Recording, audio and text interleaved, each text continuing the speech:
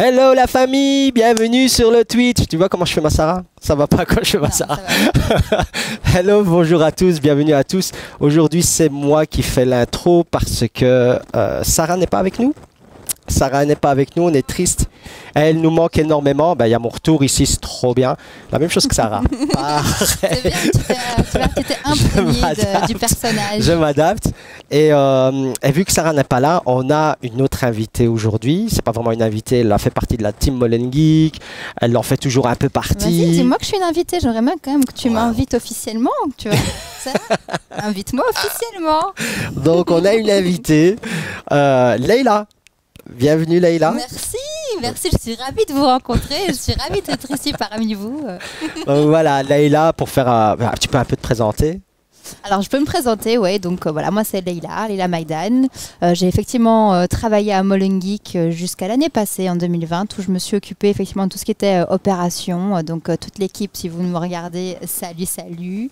Actuellement, j'ai lancé ma start-up. Donc j'ai ma startup Big Retor qui s'occupe de rendre les pratiques de gestion de ressources humaines plus inclusives grâce à la technologie. Et j'ai aussi une ASBL qui s'appelle Femmes Fières où on rend accessible l'entrepreneuriat aux femmes. Voilà, ça c'est un peu mes activités, ce que je fais. Top. Et si vous allez acheter Femmes d'aujourd'hui, Leïla est dedans aujourd'hui.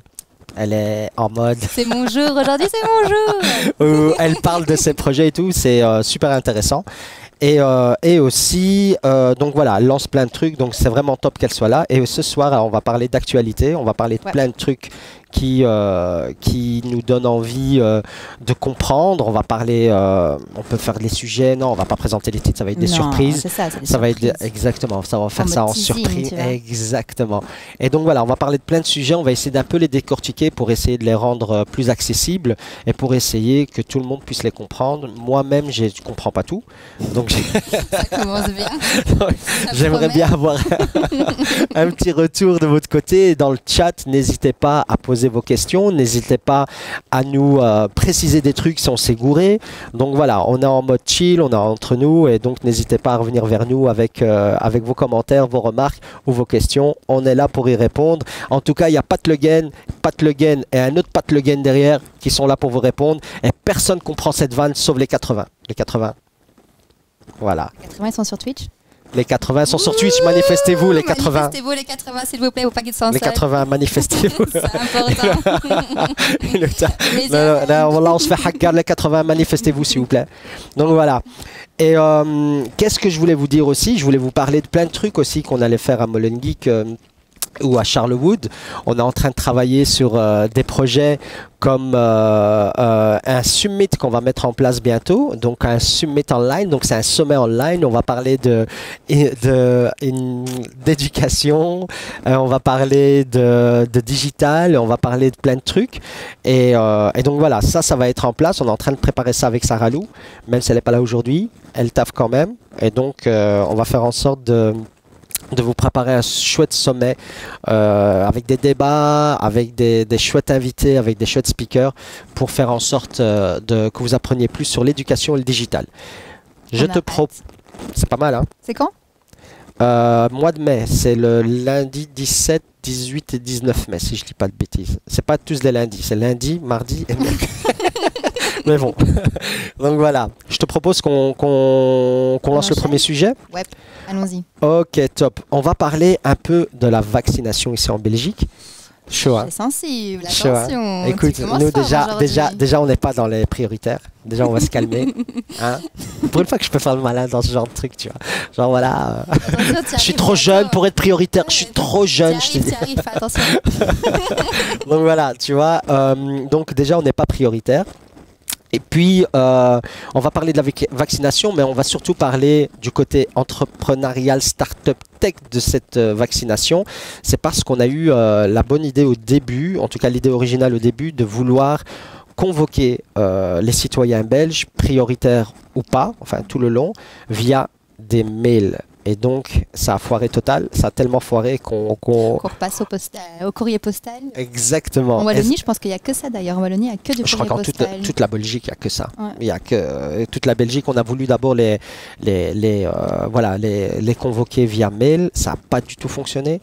T'as lu certains trucs là-dessus? T'as suivi un peu l'affaire ou pas? J'ai suivi un peu l'affaire, ouais. Alors moi, il y a une question qui me taraude toujours un petit peu, c'est par rapport effectivement aux données privées, vu que c'est quand même un peu mon domaine aussi. Donc tout ce qui est RGPD.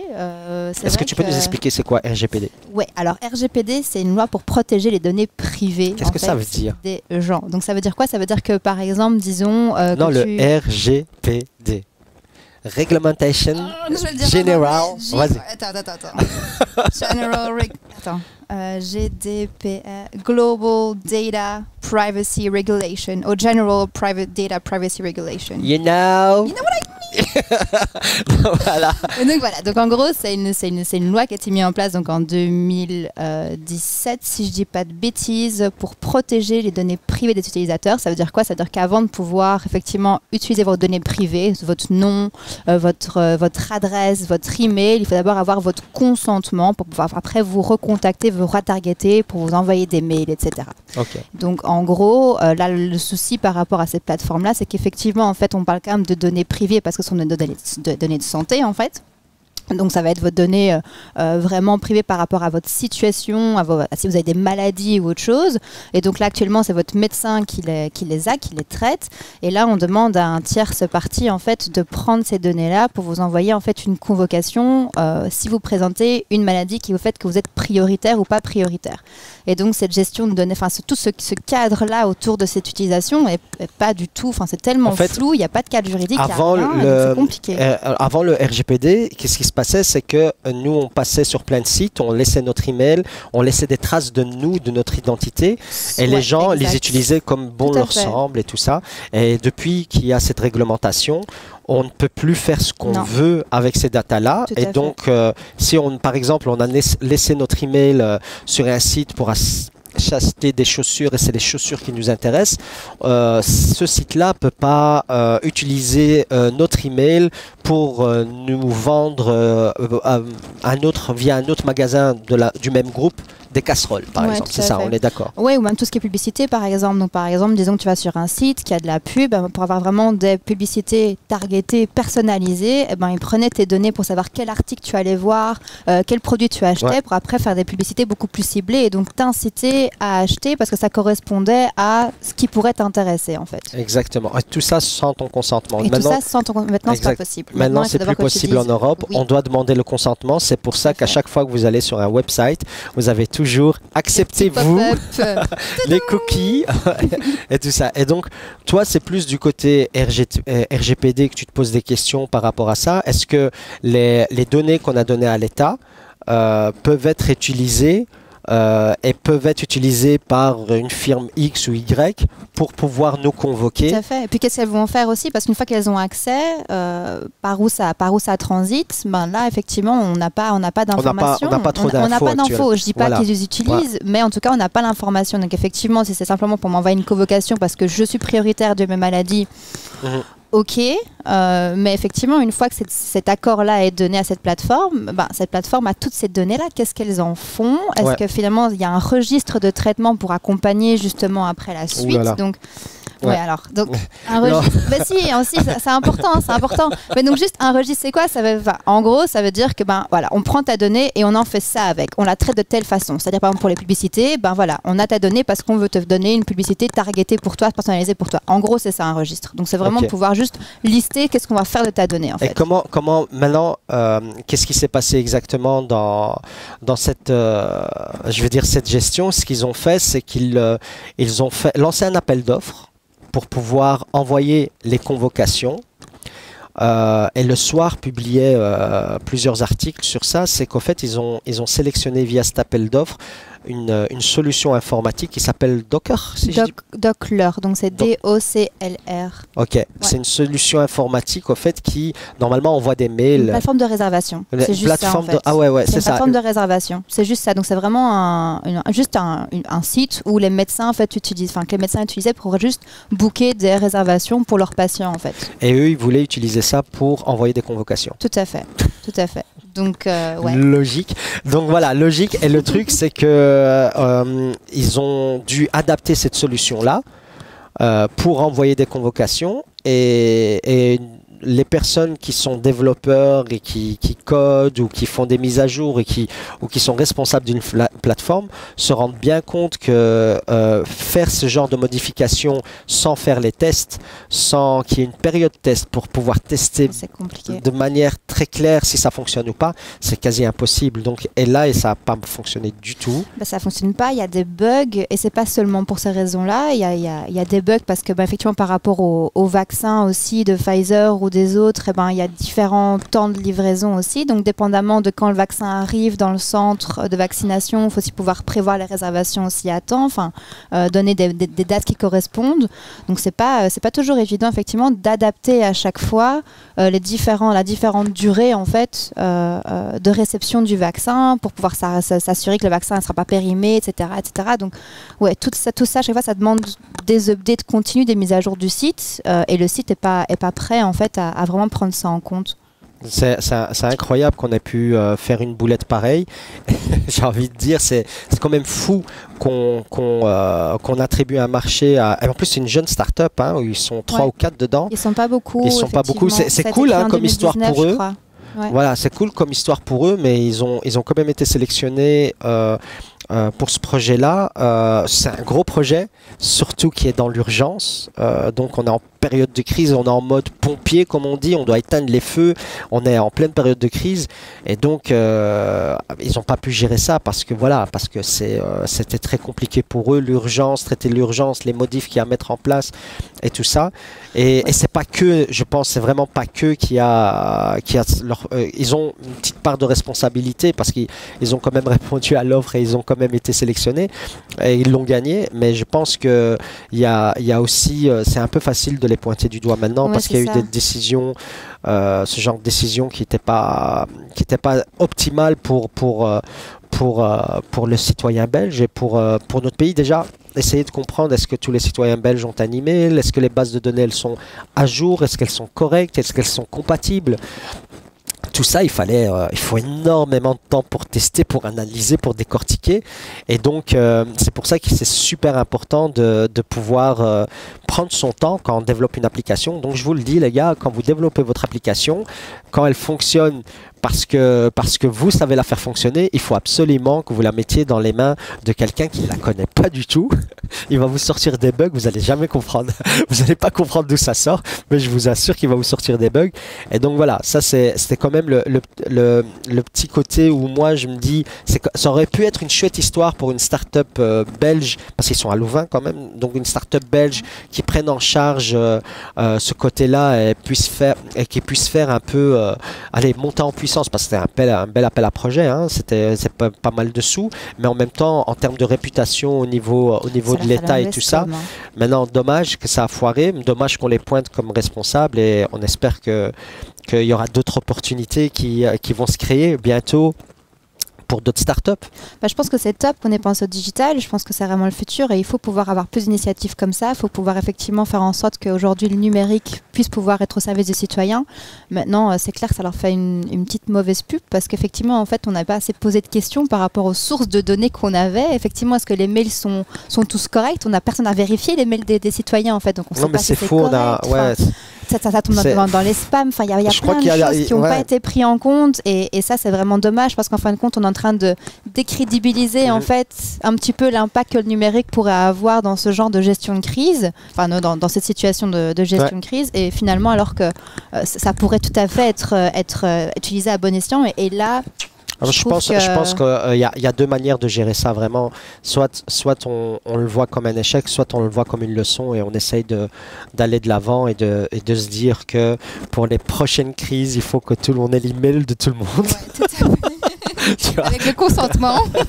Exactement. Et qu'on puisse contacter. Exactement. Super parce que, je pense qu'il faut voir quand même le positif dans tout ça, c'est qu'on apprend des choses et que peut-être ça a ouvert des yeux à des personnes bien placées par rapport à leurs responsabilités et qu'on va mettre encore plus d'outils digitaux qui peuvent nous aider et voilà. Donc il faut le voir Je pense qu'il faut le voir de Comme on manière dit, positive. il n'y a aucun échec, il n'y a que des expériences. Alors, ouais, bien sûr. on va voir que là, c'est une bonne expérience qu'on a eue. On va dire ça à mes profs. Mais bien sûr. On a beaucoup d'expérience dans ta vie. Hein, j'ai appris énormément. J'ai appris énormément. Je te propose qu'on passe au deuxième sujet. Qui est Attention, le deuxième sujet, c'est Tom Cruise qui joue au golf et qui fait des tours de magie. Incroyable, Tom Cruise, incroyable. T'as vu cette vidéo ou pas? J'ai vu cette vidéo, ouais. Attends, incroyable. je propose, on va la voir. Donc lancez-la, les gars. Pat Le Guen, et voilà. Incroyable. Là, c'est Tom Cruise. Hop, vous voyez, beau gosse et tout. Il joue au golf, un truc de fou. C'est Tom quoi, Mission Impossible. Et il a un swing de fou. Il a tout pour lui. Moi, je vous dis, ce gars, il a l'air un peu plus grand quand même. Il a vraiment tout pour lui. Arrête. C'est Tom. Je pense que c'est comme ça qu'on peut voir si c'est le vrai ou si c'est le faux. Tu peux mettre le son dans celle-là ou pas? Parce que la suivante, ce serait vraiment cool qu'on ait le son parce que c'est vraiment bluffant ce qu'il fait, Tom. Et il invite tout le monde à venir rejoindre TikTok. I'm gonna show you some magic. It's the real thing. I mean, it's all the real thing.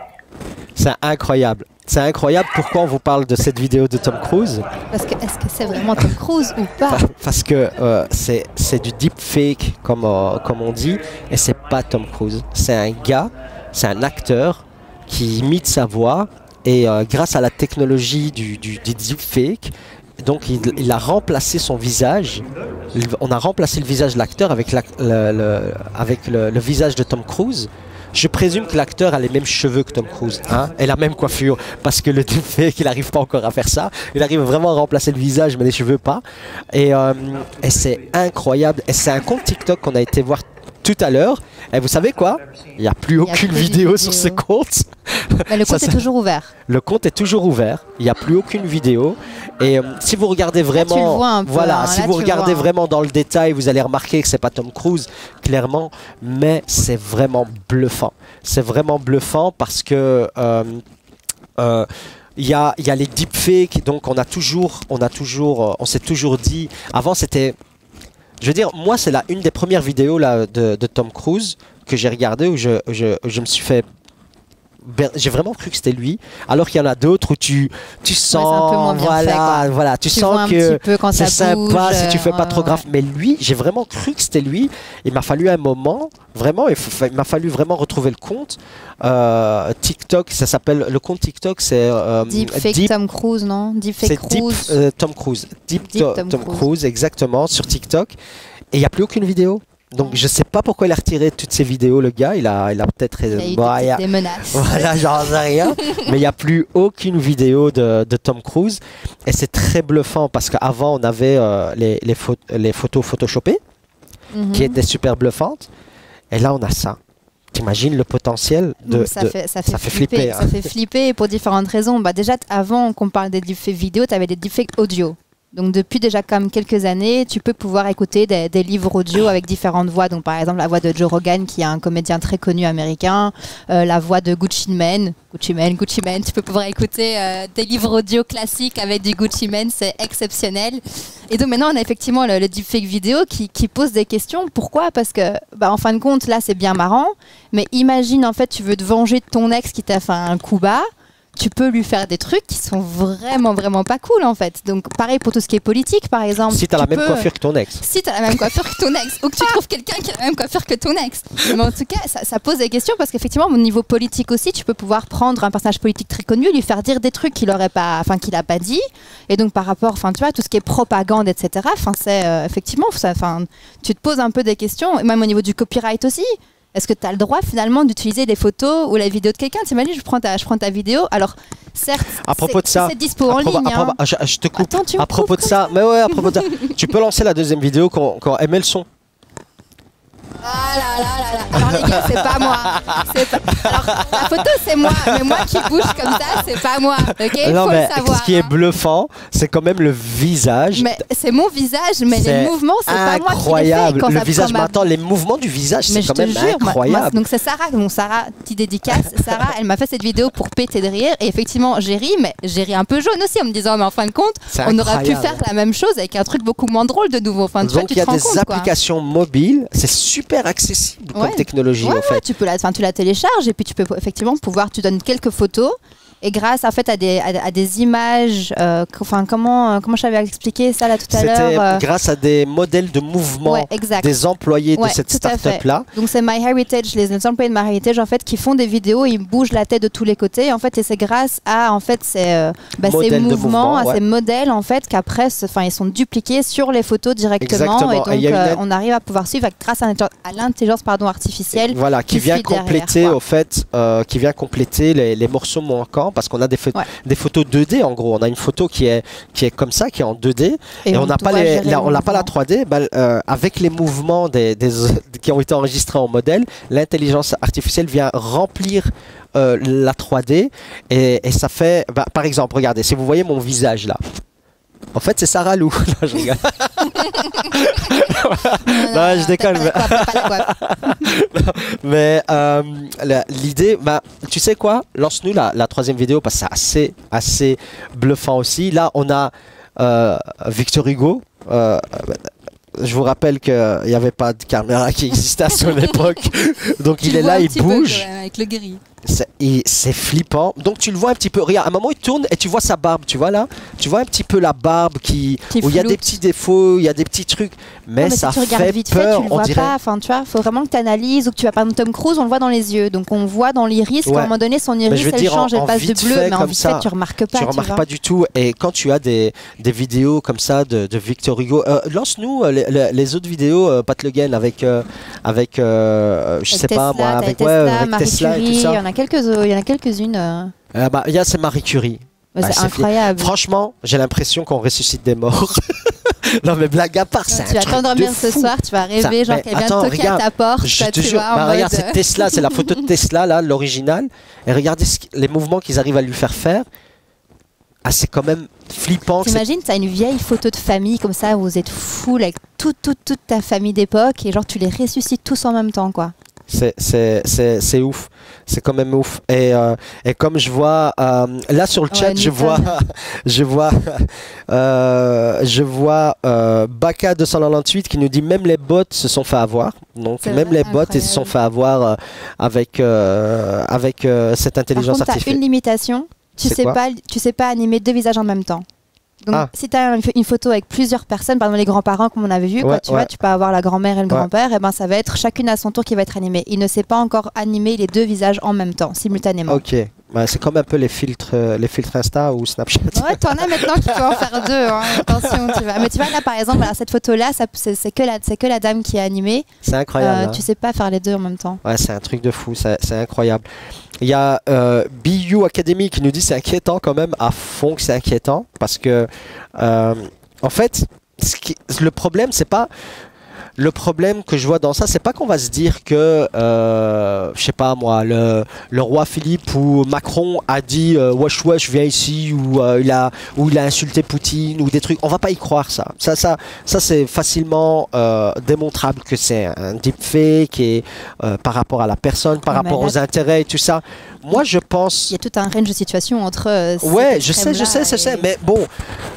En même temps, ils vont pouvoir utiliser ça comme excuse en disant « Oh, c'est un deepfake !»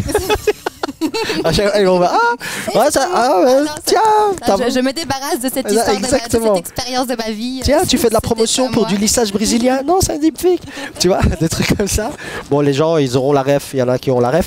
Donc, en gros, le truc, c'est qu'il y aura tellement de faux, de deepfake que au fait, on sera surchargé de ces informations fausses que je pense vraiment que les gens vont arrêter de vérifier. Ils vont arrêter de vérifier si c'est vrai ou faux et ils vont juste se désintéresser.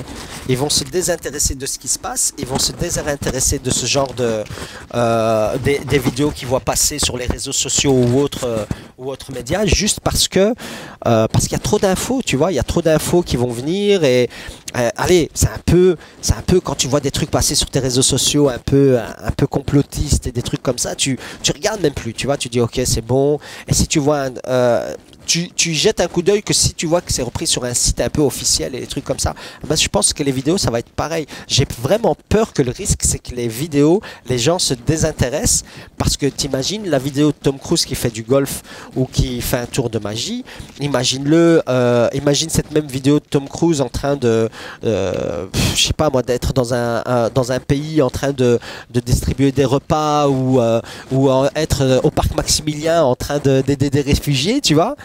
Est-ce que c'est vrai, c'est faux? Qu'est-ce qui se passe? Quoi? Comment? Tu vois? Ouais, c'est ça le problème, c'est que tu as déjà un souci de fake news au départ et que là en fait ça devient de plus en plus compliqué en fait à juste dissocier le vrai du faux. Et comme tu dis, à un moment donné, effectivement les gens partent du principe qu'en fait c'est faux, mais on a toujours aimé un peu ça, tu vois, la magie, ce côté justement où tu joues un peu avec cette fine limite entre le vrai et le faux. Et là en fin de compte, j'ai l'impression qu'on a plus dévié vers justement le faux et ça commence effectivement à perturber plus d'un. Moi je suis hyper perturbée par ça. Déjà que les fake news, c'était déjà un peu compliqué de savoir qu'est-ce qui était vrai, qu'est-ce qui n'est pas vrai. Il faut que tu vérifies avec 3, 4, 5, 6 sources, comme tu dis, des sources officielles qui des fois elles-mêmes en fait te transmettent des news qui sont pas toujours cohérentes non plus. Donc oui, là ça devient, si tu as les visuels qui se rajoutent en plus du texte, en fait, donc tu as le contenu, les visus, en fait, c'est que tu es complètement perdu, quoi. Donc ça va devenir effectivement hyper compliqué de faire passer un message et t'assurer effectivement ce message passe correctement sans qu'il soit utilisé à mauvais escient par la suite aussi. Donc. Et imagine, tu utilises ça au bon escient. En gros, tu peux te retrouver en train de donner des conférences à Toronto, à Paris et à Shanghai en même temps. Tu vois, t'es à l'aise, t'es dupliqué. Il y a tes employés qui vont aller faire des deepfakes pour toi. Il y a déjà Teams pour le faire. Il y a déjà Google. Tu peux déjà le faire ça. Tu te connectes. C'est déjà diffusé internationalement. T'es bon quoi. Pas besoin de mettre un faux visage. Enfin, pour ceux qui ont vu Black Mirror, moi je me trouve dans Black Mirror là perso. C'est Black Mirror à fond la caisse quoi. C'est ouf. Je sais plus quel épisode c'est, mais il y en a un, je suis sûre qu'il y avait ce truc dedans quoi. Non, il y en a un avec un petit avatar en nounours qui se présente aux élections et tout ça, tu vois. C'est le premier. Voilà, mais ça pourrait ressembler à ça. Il y a Zaki CH là qui nous dit ça lui fait penser au tableau dans Harry Potter, tu vois. C'est vrai qu'ils ont appelé le même. C'est vrai, pas mal Zaki CH. Tu vois. Donc ça fait un peu penser à ça, j'avoue, c'est assez bluffant. Moi, ça me fait flipper. Ouais, il y a un petit côté flippant. Et Einstein qui va nous faire découvrir en 2021 des nouvelles choses. Ouais, Malov Schiffer qui nous dit ça. On pourrait avoir des cours donnés par Tesla, Einstein, Marie Curie. Mais le potentiel éducatif qu'il y a là-dedans. Maintenant, quand tu y réfléchis, quand tu as Einstein qui te raconte l'histoire de sa vie, qui te fait une bio, tu vois, c'est beaucoup plus intéressant qu'un prof ou un bouquin, tu vois. Si tu mets Einstein dans un film... Mais non, j'ai dit c'est plus intéressant. J'ai pas dit que c'était pas intéressant, tu vois. Voilà, tu vois, mais j'ai dit que c'était plus intéressant. Mais tu imagines le potentiel dans l'éducation. Tu fais revivre des morts, ça fait peur, ça. Ce que je viens de dire. Tu fais revivre des morts, Zombieland. Non, mais perso, je pense vraiment que toute technologie, de toute façon, peut être hyper positive, dépendamment de chez qui, enfin de quelle main, d'entre quelles mains elle se trouve, quoi. Mais effectivement, tu as toujours ce risque, un petit peu cet alter ego de la tech, la bonne tech, la good tech, la tech for social good, blablabla, tout ce genre de choses qui, au final, peuvent être perverties pour en faire des choses qui sont pas cool. Enfin, moi, j'ai lu un peu d'articles là-dessus. Enfin, le deepfake est apparu aussi au niveau vidéo. Les premières vidéos de deepfake sont apparues pour du revenge porn. Donc pour de la pornographie en fait, un peu pour se venger, voilà, effectivement. Ça c'est une histoire des ex encore une fois. C'est une histoire, Écoute, voilà, moi je te transmets ce que j'ai lu. Ok, je suis pas appliquée. Tu sais, quand je me décharge direct, quoi, tu vois, ne me mêle pas à ce genre de choses. Mais effectivement, je veux dire, il y a des sites pornographiques qui utilisent ça et donc. Je pense qu'on va un peu expliquer ce que c'est le revenge porn. En gros, c'est des couples qui séparent et une personne de ce couple décide que toutes les photos intimes et vidéos ils décident de les publier. Les publier, ouais. Donc tout ce que Exactement. tu as envoyé, bah, à l'époque. Et voilà, et s'il y a des choses à envoyer, voilà, ils décident de les publier. Il faut rappeler que c'est punissable par la loi. Voilà, et ça, ce genre de choses-là, Ouais, c'est tout à fait. puni sévèrement par la loi par les personnes qui publient et par les personnes qui partagent. Et c'est grâce à quoi? Le RGPD. T'as du consentement dedans. Voilà. Et donc, pourquoi on parle de deepfake et de ça? Parce qu'au fait, il n'y avait pas de vidéo intime à l'origine pour certains couples. Et donc, ils prenaient des vidéos pornographiques lambda et ils rajoutaient le visage en deepfake de leur copine. Et ça donnait, même si on voyait flagrant que c'était pas vrai, mais ça donnait quand même, c'était quand même gênant pour la jeune fille ou rarement pour le jeune garçon, mais pour la jeune fille, c'était quand même gênant ce genre de situation. Et donc voilà. Tu dis vraiment pour le jeune garçon, mais voilà. Ouais, j'ai dit rarement, j'ai pas dit jamais, mais. T'as eu de tout, t'as vraiment eu de tout dessus et ça devient. C'est un petit peu compliqué à devoir gérer, même pour toi, même si effectivement tu sais que ce n'est pas toi, l'image que tu transmets, ou l'image en tout cas que la personne transmet, est-ce que tu gardes, c'est horrible. Ouais, c'est horrible, c'est jouer comme ça avec l'image des gens, c'est punissable par la loi. Et faites très attention, pas croire que c'est parce que c'est digital, je le répète, hein, pas croire parce que c'est digital que c'est pas contrôlé, c'est ultra contrôlé. Et même pour les personnes qui partagent cette information, et un partage ça peut être juste un like, c'est punissable par la loi. Donc faites attention à ce genre de choses et en tout cas essayez de protéger les vôtres au lieu de surtout essayez de les protéger plus qu'autre chose. Je revenais juste par rapport à Darkseid qui dit si c'est trop bien fait, plein de vidéos pourraient devenir caduques devant un juge dans le cas des affaires juridiques par exemple. Darkseid, tu te sens concerné ou t'as une vidéo que t'as besoin de faire passer Là, mais c'est vrai, mais le gars il a directement pensé à ça. Non, mais c'est bien. Écoute, le gars ou la meuf, je sais pas c'est qui. Donc, bon, d'un point de vue pédagogique, ouais. Il y a Bio Academy qui nous dit que c'est un bon point de vue au niveau pédagogique. Ça peut être plus stimulant pour les jeunes. J'imagine les super cours d'histoire des futures générations. Le souci, c'est comment contrôler tout ça. On aura forcément des dérives malheureuses. Ça, c'est clair qu'on en aura, comme partout.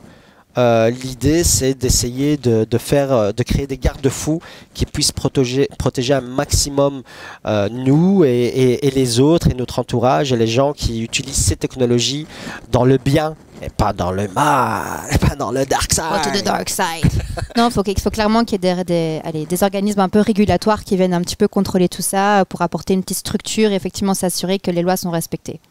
Donc pour ça, il faut déjà qu'il y ait des lois autour des deepfakes. Donc je ne sais pas s'il y a des lois spécifiques, mais en tout cas, il faudrait effectivement que ce soit mis en place pour limiter justement les dérives qui pourraient découler en fait de ce type de technologies qui sont génialissimes, mais génialissimement flippantes en fait. Exactement.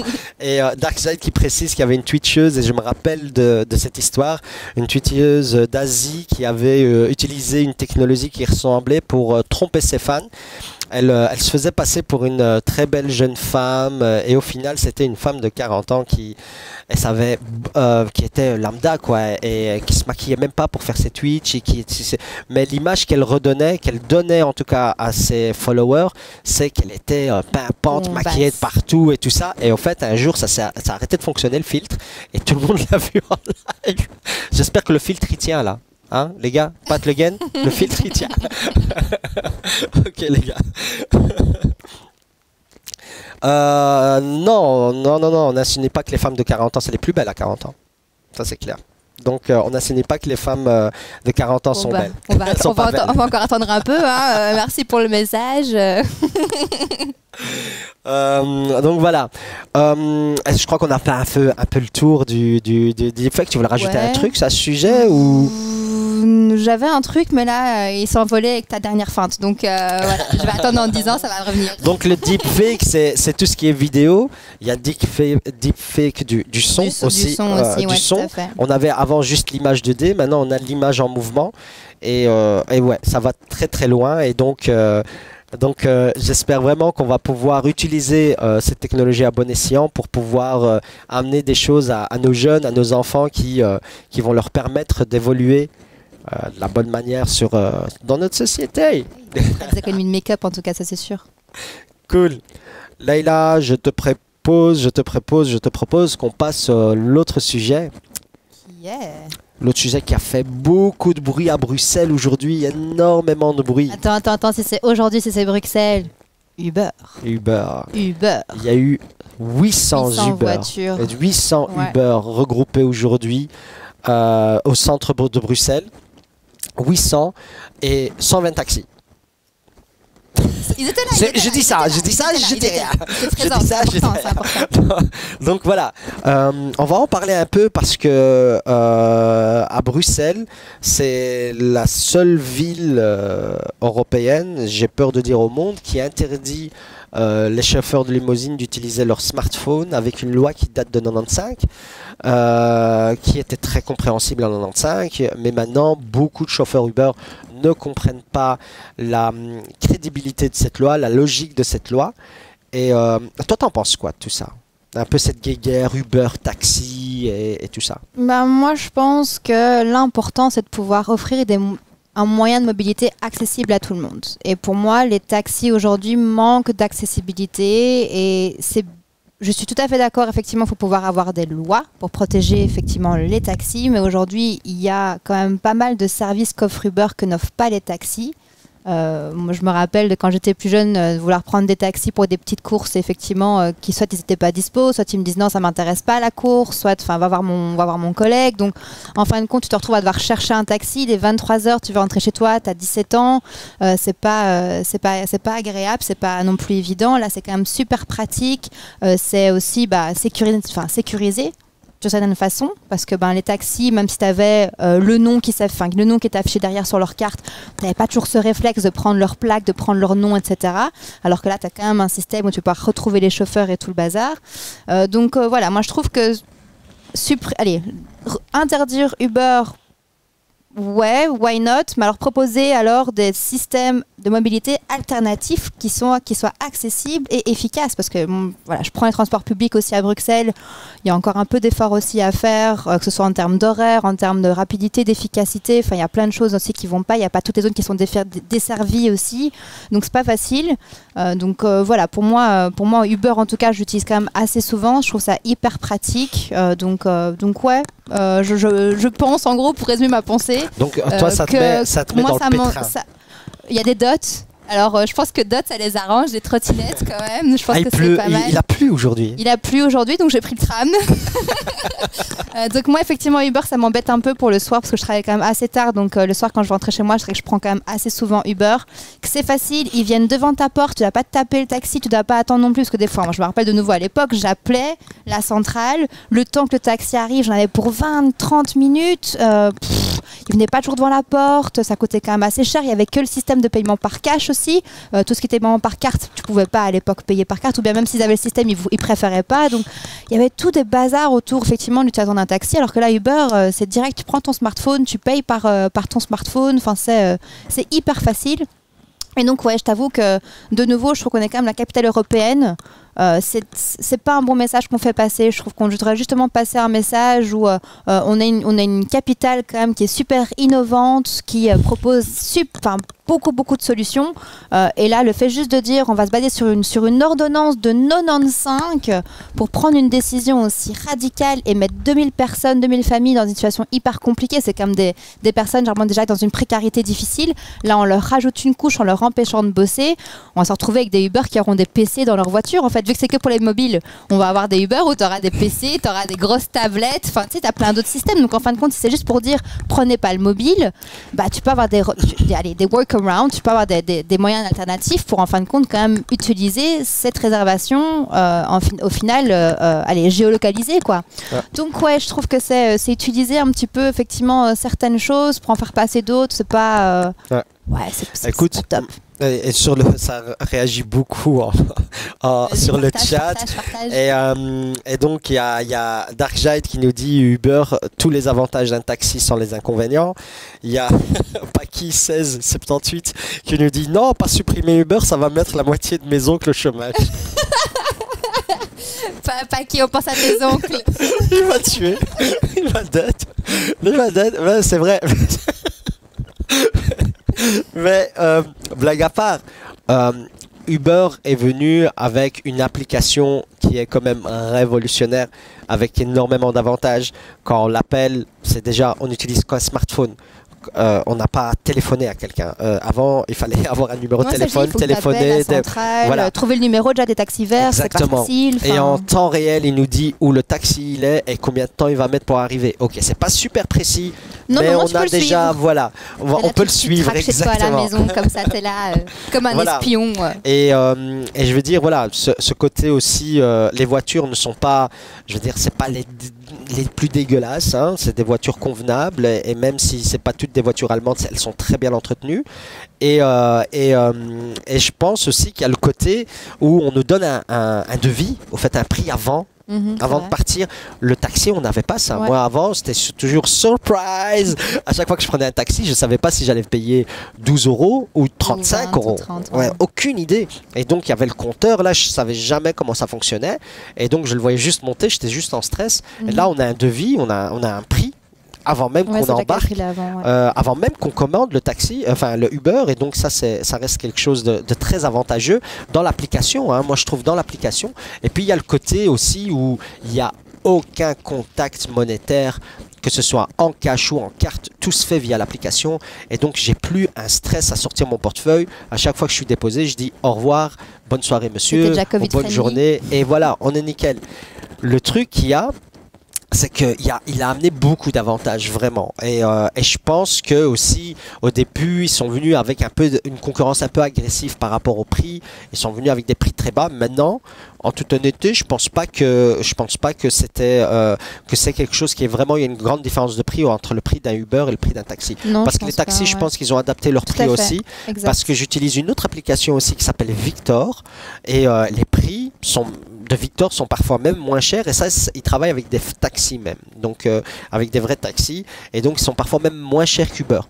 Le truc c'est que ça fonctionne pas très bien, ça vient pas aussi rapidement, voilà, il y a des délais d'attente qui sont un petit peu plus longs. En tout cas ça c'est mon expérience, il y a d'autres personnes qui utilisent ça et ça fonctionne très bien. Mais en tout cas si vous voulez encourager les taximans, il y a d'autres applications qui sont mises en place, et vous pouvez les aider à ce niveau là.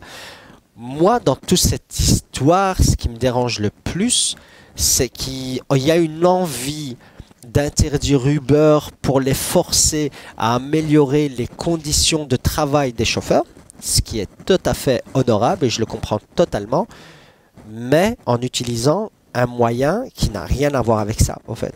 Et ça me fait penser vraiment où quand on va aller boire, à l'époque où il y avait l'Horeca encore ouvert, qu'on voulait aller boire un verre le samedi soir ou le vendredi soir, on nous disait « Ah, t'as des baskets, ça va pas être possible », mais en vérité, c'est parce que t'as ta petite tronche que ça va pas être possible. Et c'est ce truc-là qui me dérange, c'est d'utiliser quelque chose qui n'a rien à voir pour essayer d'arranger autre chose. Je pense que s'ils sont dans la légalité au niveau des conditions de travail, c'est ça qu'il faut attaquer actuellement, et c'est ça qu'il faut mettre, il faut trouver un système pour que eux améliorent les choses par rapport à leur chauffeur. Ça c'est clair qu'il faut une amélioration. Par contre, de l'autre côté, moi je peux pas, il y a ce truc là qui me dérange de dire ah ben tu sais quoi, tu veux pas te conformer à ce que je souhaite, je vais te bloquer comme ça. Ça c'est très problématique pour moi, parce que on discute, c'est des coups de pression pour rien en fait, et ça fait pas avancer le débat. Maintenant il y a 2000 chauffeurs Uber qui sont sur le carreau. Il ne faut pas oublier que c'est des gens qui ont un statut d'indépendant, peu importe leurs conditions de travail. C'est pas de ça dont je parle. Là actuellement, souvent c'est des personnes qui ont un statut d'indépendant. Donc il y a très peu d'employés de chez Uber même.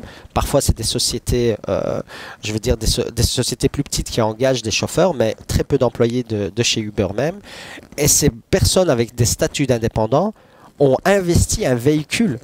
Donc ils ont une voiture qui coûte 40, 45 000, 50 000 euros, qui doivent payer un leasing tous les mois, et ils se retrouvent sans pouvoir travailler. Et le problème, c'est que c'est régionalisé, c'est limousine, donc c'est des plaques limousines, c'est régionalisé, donc ils ne peuvent pas aller travailler en Flandre ou en Wallonie. Et donc ça, c'est quand même pour prise en compte de ces chauffeurs. Actuellement, je pense qu'ils auraient pu, au moins, s'ils voulaient prendre ces décisions, ils auraient dû les prévenir à un moment. je sais pas moi, leur laisser 6 mois, en leur disant dans 6 mois, on va arrêter ça. Comme ça leur laisse le temps de se retourner, B, de quoi. pivoter, de trouver autre chose et de s'adapter. Là, c'est du jour au lendemain, bam.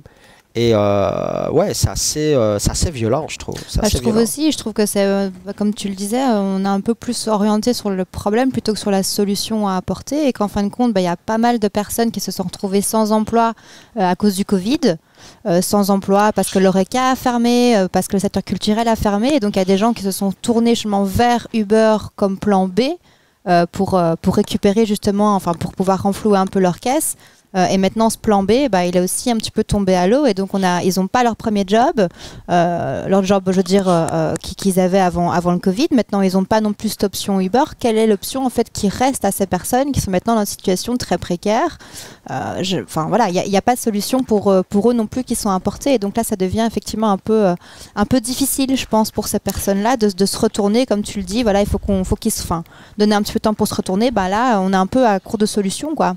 Non, écoute, moi je pense qu'il y a aussi le côté taxi où c'est très difficile pour eux, je peux le comprendre. Hein. Donc je pense que Uber a amené un plus qui a fait que moi, où j'utilisais pas beaucoup le taxi, j'utilise beaucoup Uber.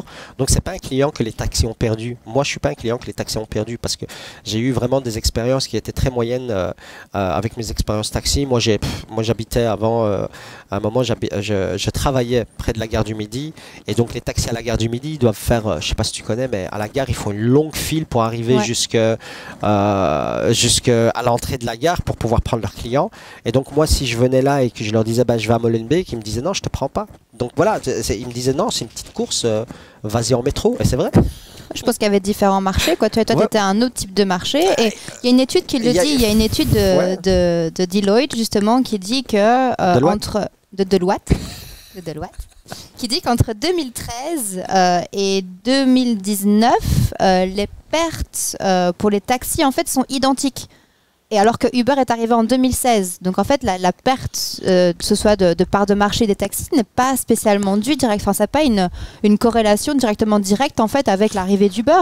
Donc c'est vrai que je pense que Uber a aujourd'hui en fait pris une nouvelle mobilité. On parle de Uber, mais on parle de Hitch aussi, parce qu'on n'en parle pas, mais il y a aussi Hitch qui est affecté. C'est Uber et Hitch, je veux dire en soi, c'est presque pareil, sauf que Hitch accède des paiements en cash.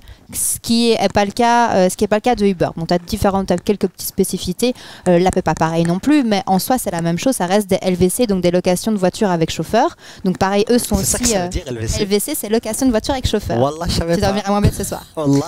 Mais donc ouais, c'est pas, eux aussi sont tout à fait affectés. Donc dans les 800 voitures, tu as peut-être Uber, mais tu as peut-être aussi des gens qui font Hitch. Généralement, ils font les deux. Hein. Ils font Uber et Hitch, c'est assez complémentaire. Mais donc voilà, je pense que Uber est venu et a permis à des personnes qui n'avaient pas les moyens de pouvoir prendre un véhicule motorisé type la voiture avant avec les taxis, a permis de pouvoir justement convertir ces personnes qui prenaient peut-être les transports en commun ou peut-être les trottinettes, etc., en des personnes qui prennent justement ce type de service-là aussi pour améliorer en fait leur mobilité. Ouais. Et ouais, moi je trouve ça quand même. Je pense que les taxis. Ouais, il y a des trucs à faire, je pense, du côté d'Uber pour améliorer le statut des chauffeurs, mais je pense aussi qu'il y a des trucs à faire, parce que le statut des taxis, il n'est pas meilleur, hein. Donc on va pas se mentir. Il y a aussi des trucs à faire pour améliorer le statut des taxis. Et je ne sais pas si c'est une légende urbaine ou pas. Il y a Dark Guide qui nous dit que les plaques taxis coûtent encore 50 000 €. Les plaques taxi, ah ouais? Ouais, et moi j'ai l'impression que la plaque taxi c'est la licence en fait. Et j'ai l'impression que la licence au départ elle est donnée gratuitement. Elle est par l'État. Elle est donnée et au fait vu qu'elles sont limitées, ça fait comme le Bitcoin. Ça monte, ça descend. Ça monte, elles arrivaient à des 50 000 € et des trucs comme ça. Moi, en tout cas, je sais pas si c'est. Dites-nous si c'est vrai ou pas. Ce que je raconte, je suis pas sûr, mais en tout cas, c'est ce que j'ai cru comprendre. Est-ce qu'il y a moyen d'avoir une licence taxi de l'État? Si on fait une demande, est-ce que c'est payant? Je pense que c'est gratuit. Le truc, c'est qu'ils en donnent plus parce qu'il y en a trop. Sur le marché bruxellois, et donc vu qu'il y en a trop sur le marché bruxellois, les taxis se les vendent entre elles au lieu je veux dire les vieux taxis, au lieu d'arrêter et de remettre leur licence, en fait. ils la revendent en fait. C'est un peu comme un fonds de commerce et donc c'est ce qui se passe, j'ai l'impression. Et donc si c'est faux, Donc il y a, il y a Sarah Lou qui nous dit que oui, c'est vrai. donc, donc on peut la vendre. Ouais, ok. Donc les plaques taxi étaient données, mais maintenant c'est une liste d'attente. Donc voilà, donc on peut la vendre. Donc c'est ce que je dis, tu vois. C'est que c'est un peu de la spéculation. Enfin, c'est pas de la spéculation, mais c'est un peu même cette licence taxi au fait. Le gros problème, c'est que même imaginons que la région bruxelloise dise il n'y a plus de licence taxi. On arrête tout. Il y a plein de taximans qui ont perdu beaucoup d'argent parce qu'ils viennent de l'acheter ou qu'ils l'ont acheté il y a 1 an ou 2 ans. Tu comprends? Même ça, ça va être problématique. Mais vu qu'ils n'en donnent plus des licences, donc ils se la vendent entre eux. Et donc ça devient un peu un fonds de commerce, et donc c'est ça aussi qu'ils trouvent qui est illégal, parce que quand tu compares un peu la précarité du travail Uber ou taxi, je veux dire, allez, c'est plus ou moins, on n'est pas à un qui est à 3 000 € de plus que l'autre, tu vois. C'est plus au niveau du statut des contrats, non? Non, parce que les taximans sont indépendants aussi. Mais c'est leur société. Et puis il y a des sociétés de taxi qui ont plusieurs voitures, et c'est pareil qu'Uber en fait. Quand tu regardes, ça fonctionne pareil, je veux dire à 85%, tu vois, ça fonctionne pareil. La seule grosse différence, c'est que chez Uber, tu investis juste une voiture. Là, chez les taxis, tu investis une voiture, plus tu dois avoir ta licence, et donc parfois tu l'achètes à 50 000 €, et donc ça te fait un double investissement, et c'est pas correct. Et c'est ça qu'ils votent pas. Ils se disent, tiens, pour moi, pour travailler, j'ai dû payer 50 000 € plus ma voiture, et ceux-là, ils viennent, ils travaillent, ils achètent juste une voiture, c'est pas correct. Moi, j'ai aussi entendu qu'il y avait, il y avait un manque d'accessibilité pour les chauffeurs, parce qu'il y a un examen, il y a un examen à devoir passer, mais tu as aussi plein d'autres choses qui peuvent empêcher certaines personnes de pouvoir passer justement comme chauffeur taxi. Donc c'est vrai qu'il y a peut-être des chauffeurs qui à la base voulaient passer en chauffeur taxi, qui n'ont peut-être pas eu accès en fait à ce statut-là, à ce job-là, et donc ils se sont orientés par la suite vers Uber ou vers Hitch pour pouvoir quand même en fin de compte faire ce métier de chauffeur. À vérifier.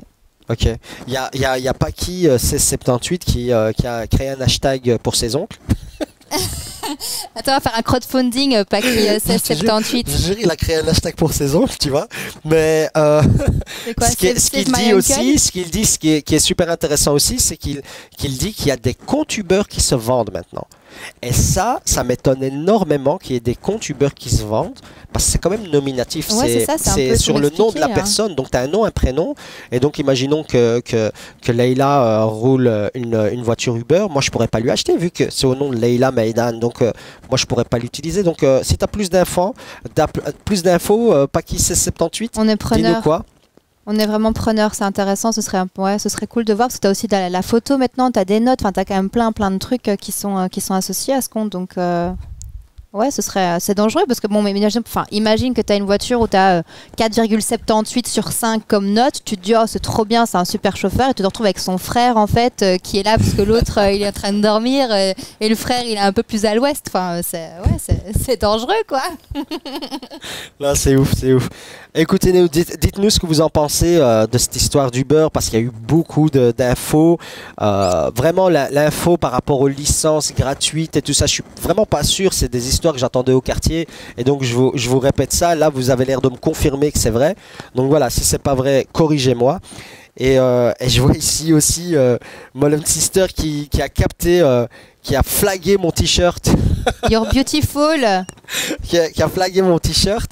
Et donc pour ceux qui n'ont pas compris mon t-shirt, prenez Google Translate sur votre Je crois qu'il faut que tu le tendes un peu pour qu'on puisse pouvoir justement faire une photo. Tu vois. Je vous le montre. Prenez-le en photo, ok. C'est une blague, hein, c'est pas ça que je pense, mais en gros, il y a beaucoup de gens qui parlent pas arabe et qui pensent qu'il y a marqué You're beautiful, mais en réalité, il y a marqué T'es un âne en arabe. Voilà, comme ça vous le savez. Il utilise souvent pour ennuyer ses employés quand ils ont des idées de merde. Voilà, il monte son t-shirt comme ça, là. Et bon, voilà, comme ça, il regarde. Il parle même plus en fait. Quand t'as une idée de merde, il parle même plus. Il fait juste, voilà, regarder. C'est que j'avais une tasse. C'est que j'avais une tasse avec ça. T'as une tasse. T'as même un tag à Molengeek aussi. Ton idée, c'est de la merde. Donc, ouais, non, on continue. La tasse. Mais toi, t'auras le pantalon aussi qui va débarquer. Il y aura un truc dans les cheveux. Écoute, je te propose. On a beaucoup parlé. Ça fait 1 heure qu'on parle. C'est toi qui parles beaucoup, moi. Les gars, qui parlent. Écoute, je te propose qu'on passe vite sur le sujet Twitter. qui est. Mais il y a beaucoup voilà, sur Twitter. on va vite passer. Il y a beaucoup d'infos, mais on va pas rester focus dessus. Ok, comme ça, il y a beaucoup de nouvelles fonctionnalités, dont une grosse nouvelle fonctionnalité. Hein, ok. Super follow. Il y a super follow.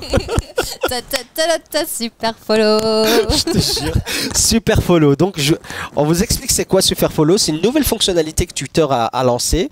Et en gros, c'est une fonctionnalité qui permet à tout le monde, au fait, qui permet à tout le monde de pouvoir mettre certains contenus payants pour leurs followers. Donc en gros, ça veut dire quoi?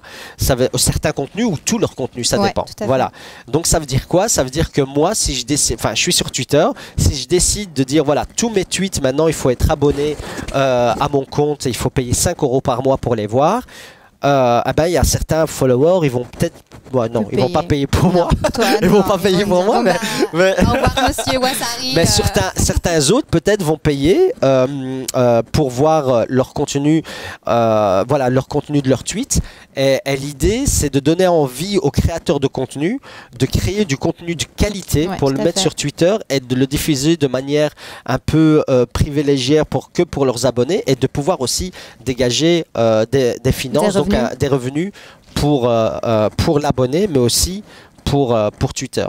Ça, Twitter n'a pas confirmé. Hein. Donc, effectivement, ils n'ont pas dit qu'ils prenaient une commission ou pas. Bon, tout le monde se doute qu'ils vont en prendre une et que c'est pour un peu diversifier justement leurs sources de revenus. Mais ils n'ont pas confirmé. Donc, ils parlent d'un abonnement qui sera à 4,99 €. Maintenant, c'est pas confirmé non plus. S'ils prennent une commission, quelle est la commission qu'ils vont prendre? On ne sait pas trop. Donc ouais, c'est encore un petit peu flou. Mais en tout cas, cette super follow-là, c'est pas que pour le contenu, c'est aussi pour avoir accès à des newsletters spécifiques. Enfin, tu auras vraiment différents types de contenus un peu en exclusivité. Par exemple, quand tu as des teasers, par exemple, pour un nouveau film de ton acteur préféré ou quelque chose, tu auras vraiment un petit peu ça qui pourrait être partagé en exclu avant les autres qui ne payent pas. Ce serait une sorte de contenu, mais il peut y avoir, enfin, imaginons qu'il y ait des contenus, par exemple, de personnes qui, je sais pas moi, qui sont spécialisées, experts à la bourse et qui vont dire, tiens, moi, mon contenu, pour le moment, il tweet gratuitement, il faut acheter du GameStop, par exemple. Bitcoin, dans ton nom. Il tweet gratuitement des infos pour pouvoir acheter des actions. Et maintenant, il pourrait dire, maintenant, mes infos, si vous voulez, vous vous abonnez et c'est 5 € par mois ou 10 € par mois, j'en sais rien. Et ce genre d'infos pourrait être intéressant. Il y a beaucoup de presse qui compare ça à OnlyFans. Je ne sais pas si vous connaissez OnlyFans, mais OnlyFans, c'est une application, un site qui, à l'origine, s'est fait juste pour les fans. Et donc, il y avait à l'origine beaucoup de personnes qui allaient dessus pour mettre des posts. Donc, on s'abonnait aux personnes. On payait pour être abonné, des abonnements différents. Et on recevait des posts. On pouvait recevoir des posts d'inspiration ou d'autres. Mais ce qui s'est passé, c'est que l'industrie pornographique a pris possession de cette plateforme, a envahi cette plateforme, et il commence à y avoir vraiment du contenu. Je veux dire, il y a beaucoup d'acteurs et d'actrices pornographiques qui sont sur OnlyFans. C'est beaucoup de contenu un peu léger et particulier qui est envoyé à leurs abonnés. Ça fonctionne très bien, ça génère énormément d'argent. Et je pense vraiment que Twitter, il y en a beaucoup de presse en tout cas qui pensent que Twitter amène une réponse à OnlyFans en essayant de dire aux gens que voilà, votre contenu peut être valorisé et vous pouvez aussi être payé, vous pouvez aussi avoir des revenus pour publier vos... Toi, tu en penses quoi de cette comparaison? La comparaison, ouais, je suis tout à fait d'accord effectivement qu'il fallait pouvoir apporter une plateforme un petit peu alternative parce que OnlyFans a été perverti par cette industrie pornographique, certes, mais de toute façon, je trouve ça top qu'on puisse pouvoir enfin monétiser sur du contenu. Pourquoi? Parce qu'on parle toujours des droits d'auteur.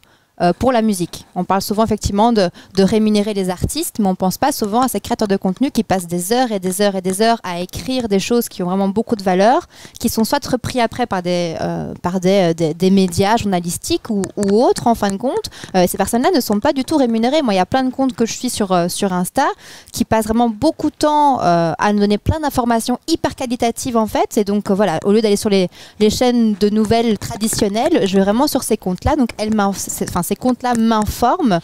Et puis, je savais que je retrouve des fois des contenus de ces comptes sur d'autres médias et qui ne listent pas spécialement la source non plus. Et donc, ces personnes peuvent se sentir un peu lésées parce que ça prend beaucoup de temps. Enfin, pour ceux qui sont sur les réseaux sociaux, qui postent un peu de contenu, moi, j'étais dessus pour pouvoir partager un peu justement l'article de Femmes d'aujourd'hui qui est sorti dans le magazine.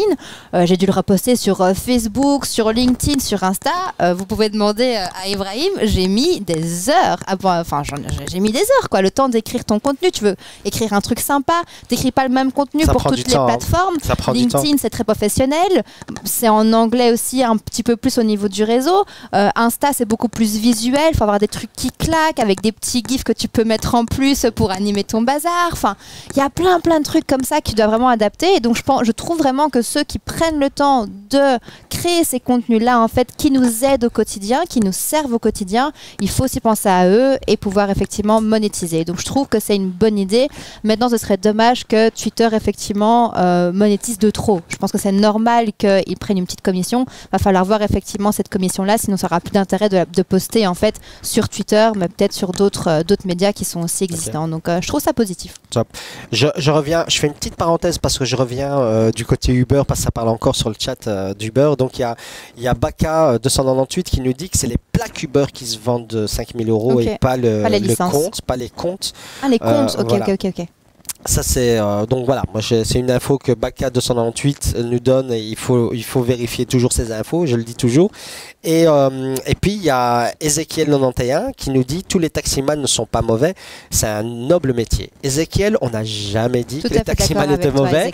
Les taximans sont aussi victimes que les chauffeurs Uber, c'est ce qu'on dit et ça doit être très clair. Et donc on ne jette pas la pierre aux taximans, on essaie juste de discuter pour essayer de trouver une solution qui soit plus globale, que ce soit pour les taximans, pour les chauffeurs Uber, mais aussi pour les citoyens qui utilisent ces deux services-là.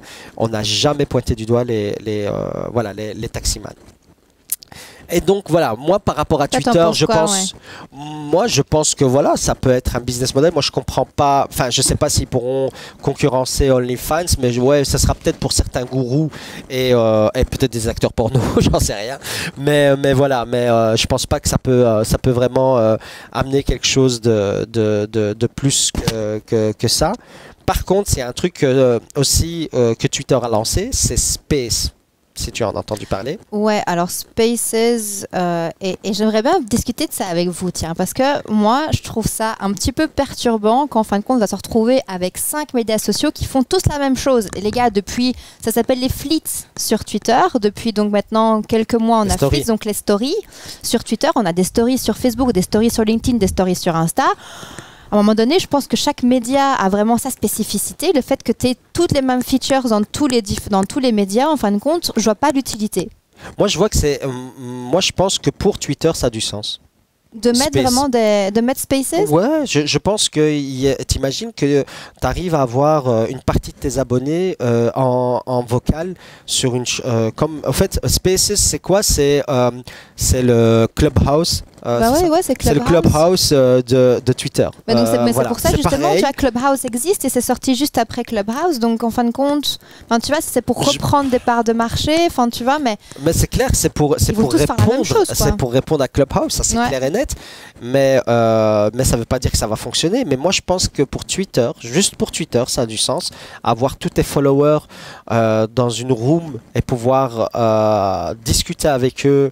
Et voilà, et parce que s'ils te follow, c'est pour une raison, et donc et pouvoir discuter avec eux d'un coup comme ça pendant 1 heure, et pouvoir même avoir des interactions avec eux qui sont pas écrits, et tu sais, moi je parle pas de moi, mais il y a des gens qui tweetent et il y a une infinité de réponses. Ouais, tout à fait, c'est juste ingérable, voilà, et je pense que ça pourrait vraiment amener une solution.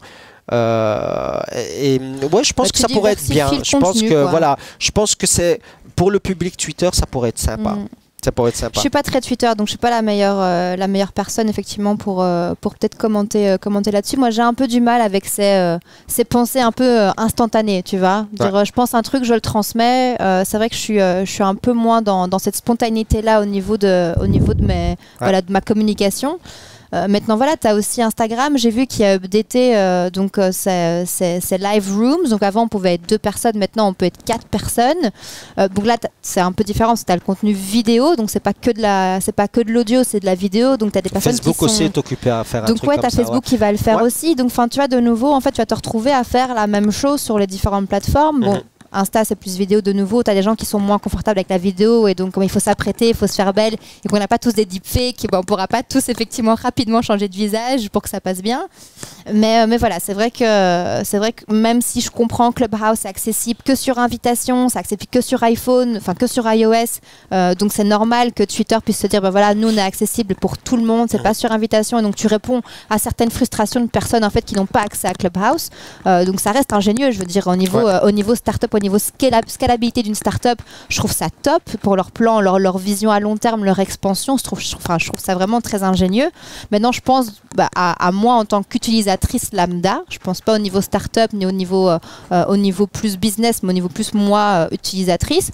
Voilà, je me retrouve un peu perdue effectivement et j'aime bien quand chaque médium a vraiment une utilité précise, quoi. Donc Twitter, c'était des petits tweets. Insta, c'est les photos, vidéos. Facebook, je sais pas, c'est Facebook actuellement, mais voilà. YouTube, vraiment vidéo. Donc ouais, aujourd'hui, le fait que tu puisses tout faire sur toutes les plateformes, je trouve que ça perd un peu justement de sa particularité. Ok, top. Écoute, on va encore parler d'une dernière fonctionnalité par rapport à tout ce qui est censure sur Twitter. Ouais, tout à fait. Ça s'appelle écoute, ça s'appelle, je sais plus, je crois que c'est Content Privacy. Exactement. Et donc Content Privacy, c'est un update en fait qui fait que par défaut, en tout cas moi je l'ai eu par défaut. Je sais pas, demande un petit peu à ceux qui sont sur le chat parce que je sais pas si c'est par défaut sur iOS. Twitter, sur le chat, vous avez Twitter, vous êtes Twitter, vous communiquez sur Twitter, vous tweetez pas, vous publiez des trucs, vous tweetez ou pas? Ça tweetote pas. Dites-nous quoi, mais en tout cas, il y a une fonction qui censure pour vous.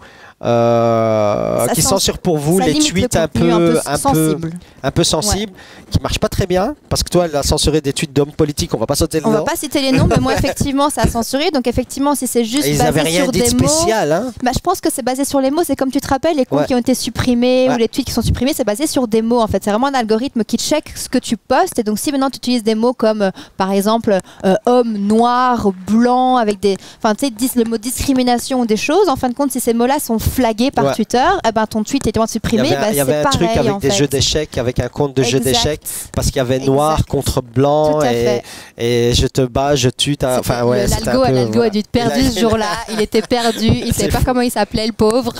C'est fou, c'est fou. Mais donc là, les gars, il faut juste aller dans les settings. Il faut donc décocher cette case en fait, Content Privacy. Donc vous aurez accès effectivement à tout le contenu un peu plus sensible. Tant qu'on y est, avant que tu donnes les bonnes astuces, les gars, je vais vous donner une bonne astuce Insta, ok? Regardez-moi bien, ok? Regardez-moi bien, je vais vous donner une astuce. Vous êtes tous spammés par les messages groupés là, avec des liens trop bizarres sur Insta. On est d'accord ou pas? On est tous d'accord. On est tous d'accord. Vous savez, et je donne ça qu'à vous les gars, vous savez comment faire en sorte de plus recevoir ces messages-là. C'est dans vos settings de messages, vous allez dessus, et vous sélectionnez l'option qu'il n'y a que les personnes que vous followez qui peuvent vous rajouter dans les groupes. Moi, j'ai l'option, ça a fonctionné. Précise que c'est pour Android. Hein. Non, je pense pas que c'est pour Android. Non, mais sur iPhone, c'est pas la même chose. Je pense que c'est sur ton compte que c'est pas la même chose. Je pense vraiment. Je sais que je suis spéciale. Les gars, vous avez des iPhones, pas de gain. Vous avez des iPhones, faites ça tout de suite et prouvez-lui que ça fonctionne. Donc il y a une option quand vous allez dans les settings, vous avez privacy je crois et privacy, direct messages et normalement là-dedans vous devriez avoir effectivement les settings de vos messages privés. Et là, ça va vraiment vous permettre de plus recevoir ce genre de messages. Moi, je l'ai fait la semaine passée, ça a changé ma vie. En même temps, non mais je te jure, mais attends, mais ils me spammaient ces trucs, laisse tomber. Toutes les 2 heures, moi j'en ai effectivement, c'est des demandes, mais que je vous dis, moi c'était pas accessible depuis mon mobile, et donc voilà, il faut que je check via mon PC, si sur le PC c'est accessible, mais en tout cas sur iPhone, sur iOS, c'est pas du tout pareil que sur Android. Sur Android, c'est beaucoup plus direct, je vais dire, c'est tac tac tac, 3 clics et on y est. sur iPhone, faut un peu plus chipoter, quoi. Ok, je vais faire un petit tour au chat. Là, il n'y a pas beaucoup de gens qui ont Twitter. Par contre, il y a Paki1678 qui nous dit moi, je regarde que les clashs sur Twitter. Les gens ont beaucoup d'inspi sur Twitter. et ça le fait rire. Et il y a aussi Molem Sister qui nous dit que Twitter n'a pas bonne réputation avec le Covid. La haine a pris trop de place. Et donc... Voilà. Donc, ils sont pas très Twitter, nos viewers sur Twitch. Petite info sur Twitter, et puis après on passe à autre chose. Je peux ou il n'y a pas le time? Vas-y, dis-moi. Donc j'avais lu que quand ils ont supprimé donc, le compte de Trump, qui était quand même le compte le plus suivi de manière internationale, ils pensaient avoir une chute d'utilisateurs à mort, et en fin de compte, ils n'ont jamais eu autant de nouveaux utilisateurs depuis le mois de janvier. Donc le mois de janvier 2021, ça a été un mois record en fait pour l'acquisition de nouveaux utilisateurs, malgré le départ de Trump en fait. C'est peut-être Trump qui bloquait les utilisateurs. C'est peut-être Trump qui le bloquait. Voilà, effectivement. Maintenant, t'as plein de Nord-Coréens en fait qui peuvent avoir accès à Twitter qu'ils n'avaient pas avant, ou qui sait. Ok, guys, on va passer à des petites news rapides parce qu'on parle de trop, on prend trop de temps et on va passer à des petites news rapides. Elles sont où les news rapides? Voilà, ici. Donc, on va vous parler. Moi je sais. Ouais, ça me fait rire parce que ça arrive au plus grand. Donc une des compagnies la plus riche de la planète, qui est une des plus puissantes aussi, on va parler d'Amazon. Et on va parler plus spécifiquement du logo d'Amazon. Voilà, le logo de son application qu'ils ont dû changer en urgence parce qu'ils ont reçu ils avaient eu un nouveau logo et donc ils ont reçu beaucoup de plaintes. Pat Le Guen, affiche-nous le logo. Parce que donc le nouveau logo. Bah non, c'est l'inverse. Mais c'est pas grave, c'est le old, c'est marqué en dessous. Si vous regardez, donc vous avez le nouveau logo, c'est le new là, et le old il est là-bas, donc avec le ça me fait trop rire. Avec le sparadrap coupé. Ouais. En fait, ils ont reçu des plaintes parce que beaucoup d'utilisateurs trouvaient que c'était la bouche d'Hitler qui souriait. Et donc la moustache d'Hitler, ça faisait un peu la moustache d'Hitler. Et le sourire, et il disait ouais, ça fait genre c'est Hitler qui sourit. Et donc Amazon a changé. C'est la petite histoire qui me fait rire, tu vois. C'est incroyable. Et donc voilà. Donc ça c'est la petite info qui nous a fait marrer. Il y a aussi Microsoft qui a fait plein de nouvelles annonces, Microsoft. Microsoft qui a fait plein de nouvelles annonces parce que ils ont lancé leur conférence annuelle Init. Et j'adore ton accent, c'est magique. Vas-y. Non, on arrête tout de suite. Couper, on arrête, c'est fini. Donc Microsoft qui nous annonce que il y a des baffes d'abord. Il y a les baffes Microsoft. Quel genre de baffes? Ils sont pas mal. Ils sont pas mal ceux qui nous ont mis et qui nous ont concocté. Pat Le Guen, tu peux mettre l'image des baffes. Donc c'est des baffes qu'ils ont appelées Microsoft Teams Intelligent Speakers. Non, c'est pas ça. Ça c'est pas les baffes. Ça c'est pas les baffes. J'avais envoyé une image de baffes, mais c'est pas grave. Mais c'est pas grave. C'est pas super intéressant. Et donc les baffes, ce qu'ils font, c'est les baffes que tu places dans une salle de réunion et ils peuvent reconnaître jusqu'à 10 personnes différentes. Donc je vous explique. En gros, les baffles enregistrent la voix, donc les voix qui se trouvent dans la salle de réunion, reconnaissent les personnes, retranscrivent donc tout ce qui est dit à la salle de réunion, ok, traduisent. Et cerise et pompon sur le gâteau, si tu as une réunion avec des Chinois ou avec des Thaïlandais ou avec des Mexicains à travers le monde, eux, ils te parlent leur langue d'origine et les baffes te traduisent directement en temps réel, en français, en anglais ou en riff. Ça fait un peu peur parce que si c'est comme Google Translate au démarrage de Google Translate, rappelez-vous l'utilisation de Google Translate, il y avait quand même pas mal de fautes. Donc mais en fin de compte, c'est un truc de... c'est chaud. Attends, mais ouais. Attends, mais ça C'est va chaud. être. Moi, je pense que ça va être amélioré. Tu vois, il y aura Bah des oui, fautes, il y aura d'office, des petits bah bugs. c'est Mais attends, du ils ont déjà. text-to-speech, donc d'office que la technologie va s'améliorer au Exactement, fur et à mais mesure. ils ont déjà une bonne mais- base. Hein, fais attention parce qu'ils ont déjà une bonne base. Google Translate. Ouais, mais pas de Google Translate, c'est Microsoft, donc de Microsoft Translate, je suppose. Mais je sais plus. Mais ils ont déjà une bonne, ils ont déjà une bonne base. Et franchement, ils pourraient rendre accessible beaucoup de choses à beaucoup de petites startups que je connais. Et donc, c'est une superbe innovation ils ont pas encore. Ah ouais, ils ont pas dit quand ça sortait. Non, c'est pas encore sorti officiellement. Et ils ont surtout, ils ont pas parlé du prix. Voilà. Je dis ça, je dis rien. Donc, à mon avis, il faudra s'attendre à des trucs. Voilà. Mais bon, si vous êtes Apple, c'est pas cher. Désolé pour les gars de Apple. Pour les victimes. Et ils nous ont parlé aussi de Microsoft Mesh. C'est un truc génial. Alors, pour ceux qui connaissent, c'est Microsoft ça. Mesh. Fais le move avec, il faut faire le move là. Les petits moves, c'est le move. Ok. Move Mesh. Tu nous envoies la vidéo en même temps que Leïla nous Je vous explique explique un petit un peu. peu. Ouais. Ah, les baffes. Ah, les baffes, ils étaient là. Tu vois. Donc vas-y, explique-nous un petit peu c'est quoi. Alors Microsoft Mesh, en fait, c'est le casque que vous voyez sur la tête de la personne. Donc c'est peut-être pas les bonnes images. Voilà, le casque là, en fait, c'est un casque de réalité mixte. En fait, donc la réalité mixte, c'est un mélange entre la réalité virtuelle et la réalité augmentée.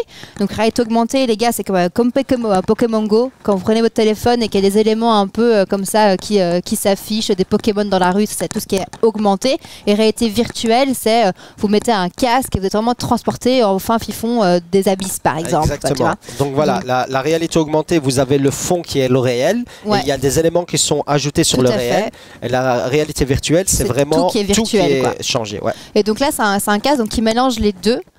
Donc ça veut dire quoi? Ça veut dire qu'en fait, on pourra maintenant, grâce à ce casque, être transporté en fait dans d'autres localisations, dans d'autres endroits, de manière virtuelle, et pouvoir donc collaborer en fait avec différents membres de votre équipe. C'est un petit peu le futur de Teams, en fait, de Microsoft Teams. C'est pour vraiment pouvoir augmenter les collaborations. Donc imagine que tu bosses, t'es mécanicien, tu bosses sur une voiture et tu dois démonter une voiture. Et ben en fin de compte, avec tous tes potes de la classe ou tous tes collègues, tu pourras donc être transporté dans un.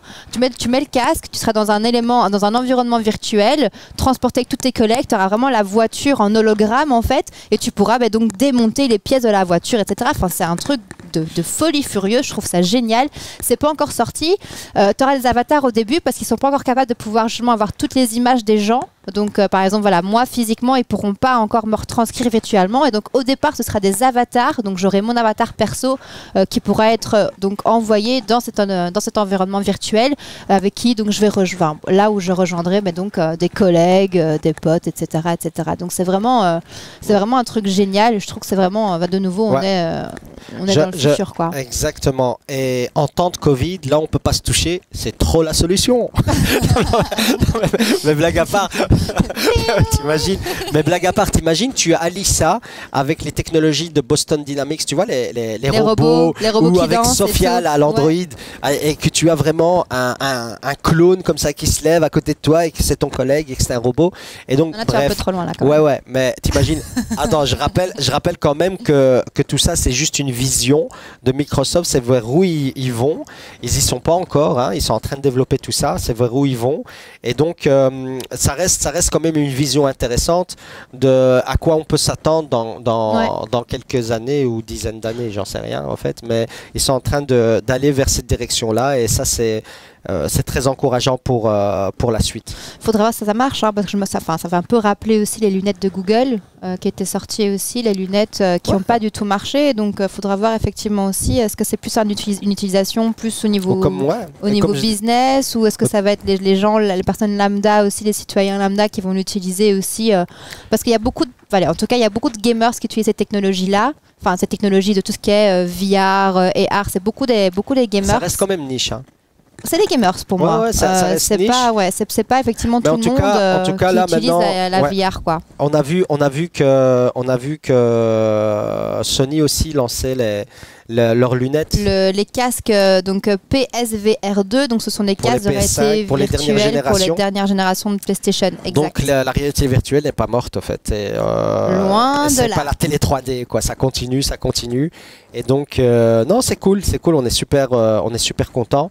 Donc c'est cool et voilà, on espère on pourra voir tout ça. Et puis comme dernière news, il y a une loi sur la attendez, que je dise pas de bêtises, hein, que je reprends mes sources. Je vais reprendre mes sources parce que sinon je suis hop, voilà. Donc voilà. Donc en France, il y a une loi anti-gaspillage qui oblige les constructeurs de téléphones, d'ordinateurs et tout ça de publier des notes sur la réparabilité de leur appareil. Et donc Apple a dû le faire. Et donc voilà, on a les notes. Et les notes, ça varie énormément. Ça va de 2 à 7. En fait. Ok. Et donc, c'est que pour Apple ou tu as des notes aussi d'autres fournisseurs moi j'excelle d'Apple parce que pour moi c'est irréparable Apple. À part que peut-être c'est réparable mais au prix d'un vrai téléphone, ça, tu vois. ça. Donc voilà, c'est ça qui me... Et ça, je crois que ça éveille la curiosité de beaucoup de journalistes parce que j'ai trouvé que des articles sur ça.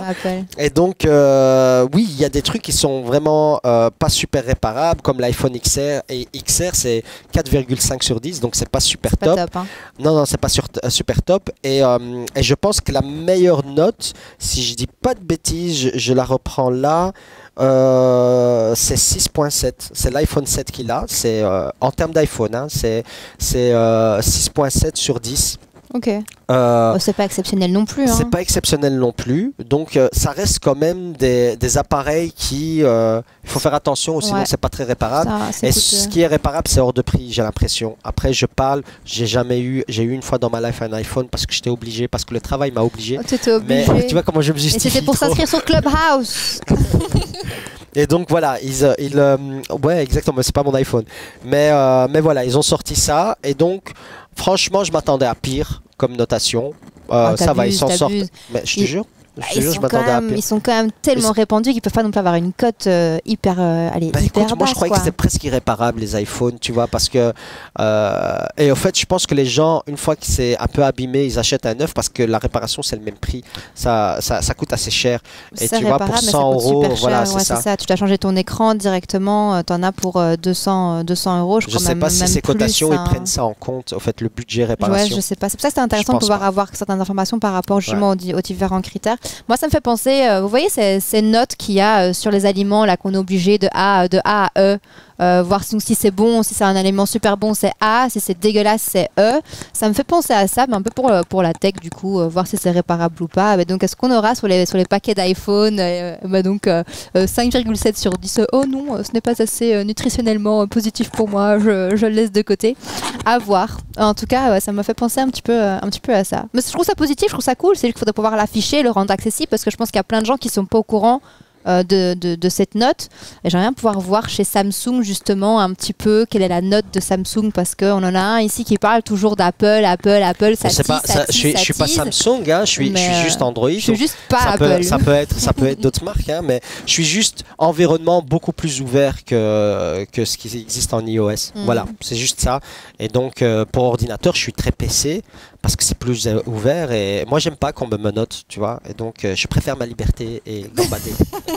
Je vais pas chanter libéré délivré aujourd'hui. Je fais un dernier tour sur le chat avant qu'on se quitte parce que là il se fait vraiment tard. J'ai beaucoup de commentaires par rapport aux options. Déjà, pas de gain, ça marche l'option ou pas? L'option désactivée Instagram, vous avez même pas ça marche, donc on a pas de plugin qui nous dit que ça marche. C'est iPhone que tu as? Ouais, ça marche, voilà, il n'y a que toi la loseuse qui l'a pas. Ça marche. Bon, et ici... je m'en vais de suite de ce pas. Attends, tous les messages directs. Tout à l'heure, voilà, pas ici, de plugin, c'est ça, j'ai un Diana Rhys qui dit j'ai l'option mais ça ne fonctionne pas, donc voilà, il rejoint ta team. Tu l'as pas respecté, Diana Rhys. Merci Diana Rhys.